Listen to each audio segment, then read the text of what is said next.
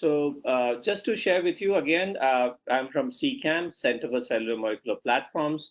The mandate for CCAMP is largely to build, as one would call it, a thriving ecosystem to stimulate innovation and entrepreneurship in India and take the base of science, a vehicle of entrepreneurship, and the impact we want is a societal impact. That's the destination.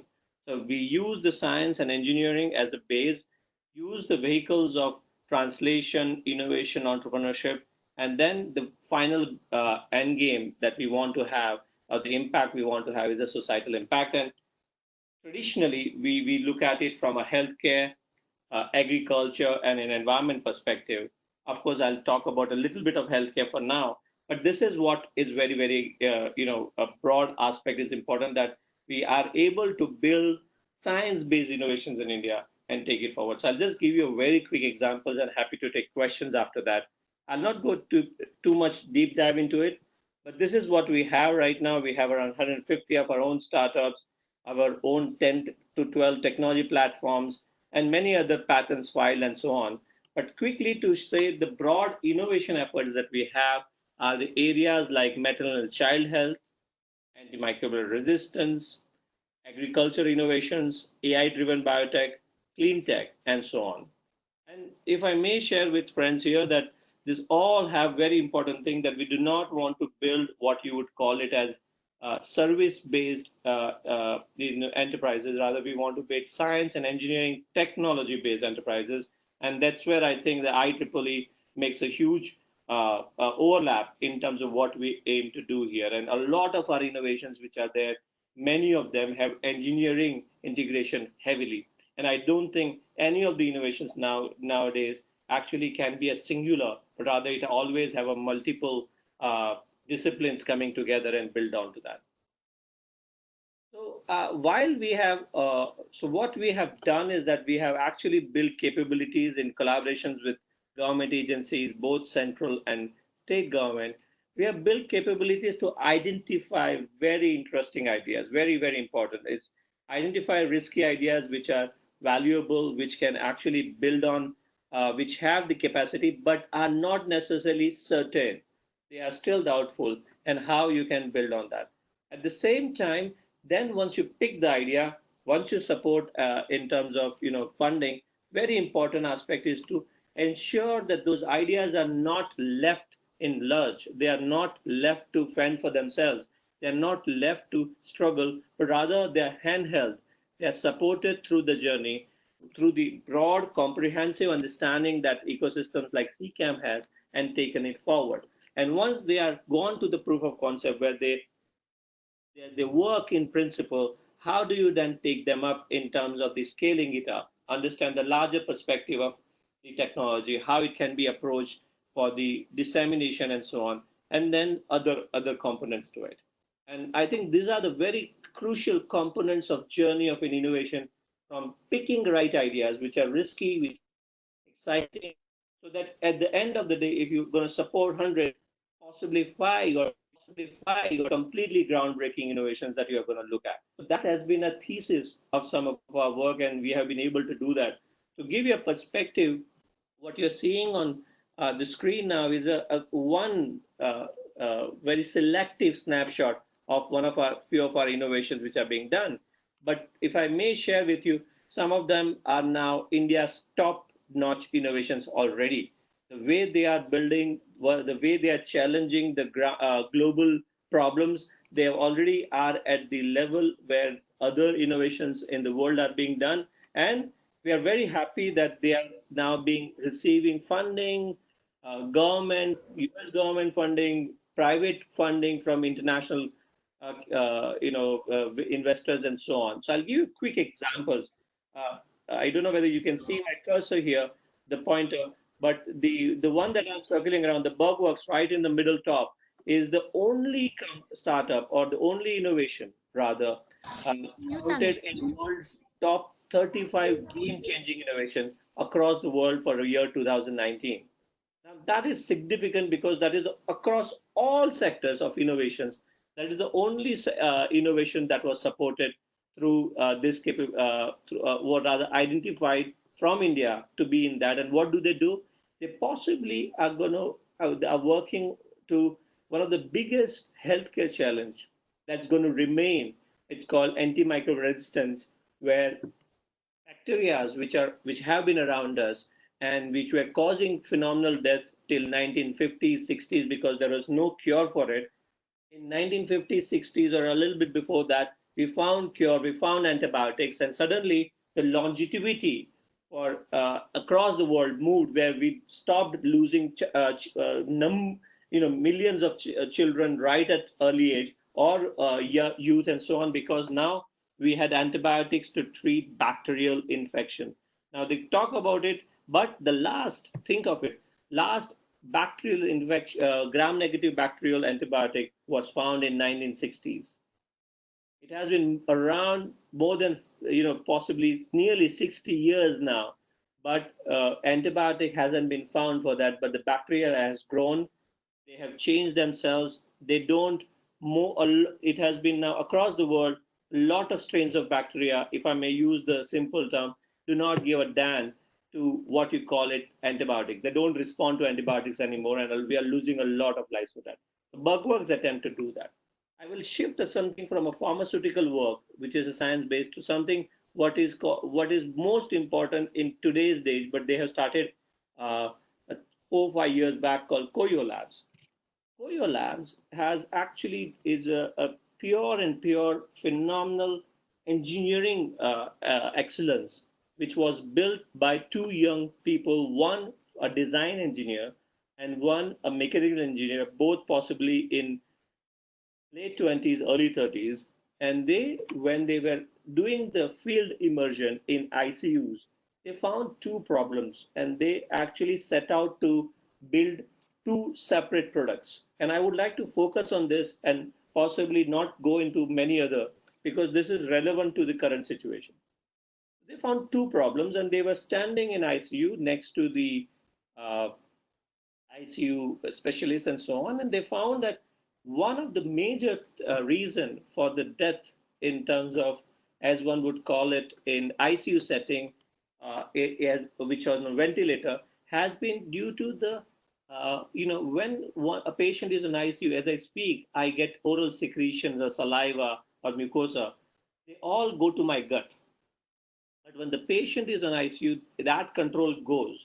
And instead, we have another part there, airway, which goes to our lung. We can breathe through our mouth, as you know, right? So that triggers to a lung and immediately call what you call it as ventilator associated pneumonia, which is a very, very high number of very, very high, which causes very high number of deaths in ICU. So the numbers suggest that in ICU settings, if a patient is on ventilator, which is right now people are going on ventilator, 1 out of 3 develop VAP, ventilator associated pneumonia. Keep the numbers with you. 1 out of 3 develop VAP, and old patients, 1 out of 2 do not come back. We lose them. They could have gone onto ventilator for something else, but they actually lose them because of the pneumonia caused while they are on the ventilator, which is because of the surface, the environment where the pathogens are running around. Now, these engineers say that, okay, how do we stop the oral secretion down? And they did a fantastic thing. They actually, next to the ventilator tube, they put another small, very tiny tube, catheter-sized tube, next to it, which has a sensor which goes to your trachea, which is a kind of a humidity moisture sensor.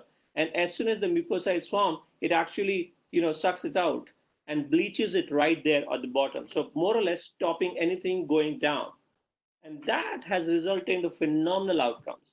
It has been done. That testing was done in a very big hospital in India, and that resulted into what you would call it as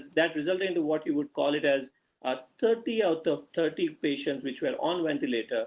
None of them got VAP. We did not lose any, and that was because of VAP. And that was a phenomenal outcome, and that was pure engineering capability. When the problem was identified, how engineering can come and play a larger role. The second work that they have done, I will just emphasize on it and possibly run to the last slides.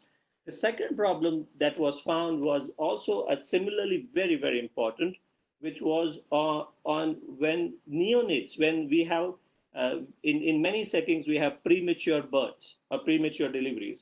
One of the major things that happened at that time is that the neonate or the baby, because of their organs are not fully developed, they have issue in terms of breathing. The respiratory issues are there, and they are usually it is supported by respiratory aid device like continuous positive airway pressure. It's like keeps them the lungs floating, working and so on. So if they made that device, the reason that device was available, but that was available by international companies, which was more suitable for the hospital infrastructure of those countries, which was not suitable for the rural environment, many other environment, and of course it was very expensive. They have now an approved device which is working and saving lives of neonates in that. Now, interestingly, this device also has now been upgraded and been now put on for people who are affected by COVID to give them when they do not need as severe support from ventilator. The respiratory support is being given through that device that is called SANS, which is called non-invasive ventilator, and it's already rolled out 2 weeks back. And this is really, really very fantastic that they have done that. If I go back, connect to the previous one, what is we call is ventilator associated pneumonia, related device called VAP care also saves lives by not allowing the mucosa, infected mucosa, to trickle down to lungs and cause pneumonia. So both devices, pure and pure engineering play on the healthcare issue and have been able to do that. The previous device has been approved by US FDA. The local device is approved by local government as the second device, and both are in market as we speak. So it's very, very exciting the way when you build capabilities in India for academic scientists, for startup scientists, for industrial scientists, to support them to build innovations where the problems are very clear and how you take it from there, and that's very, very important. I would not go into rest of them. I'm as excited about most of them here. Some are working in stem cell aspects. Some are working in clean tech using synthetic biology. Some other are working in organoids. But there are many of them. In the interest of time, I would not go. Possibly some other time, I'll be happy to share more. So I'll just quickly jump onto. I'll leave all these things. These are the best innovations now. People are identifying biotech or bioengineering innovations as the top innovations by even Economic Times Best Innovator Award and so on. We have what we did, and I think the introductor just mentioned that we were in news. Uh, we have over last month we have worked extensively to identify innovations from India and build rapid diagnostic kits, which three of us those are now in market after approval from ICMR and CDSCO, that is the Drug Control General of India. And we have also now ventilator, as I mentioned, ventilator support system or ventilators in market. Hopefully, another full-fledged uh, ventilator will be in market. So we have identified those. We are working with those innovations. We are working with 1,100 innovations as we speak, and we have picked 30 of them as the topmost to actually take them to the next level with collaboration with UNAIDS, UN Healthcare, Health Innovation Exchange, MedTech Connect, India Health Fund, and so many other collaborators that have come, including ACT, which is a 100 crore philanthropic initiative that has come from industry and VC funds.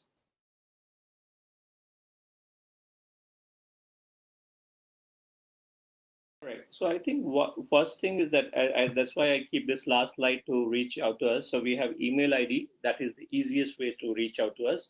Also, if you want to know more about on daily what's happening, we do have social media account that is Twitter, Facebook, and LinkedIn. But Twitter account is tweet Taslimarif for my own outreach, but also ccam_Bangalore, and the website is ccam.res.in, which has more details about the accelerator. You can reach out to us for through any of these coordinates, and we'll be happy to, if there are ideas, if there are support systems, not only for today time for COVID-19, which is very, very important, but even in future that we think we can help the societal thing at a large, we'll be very happy to take that.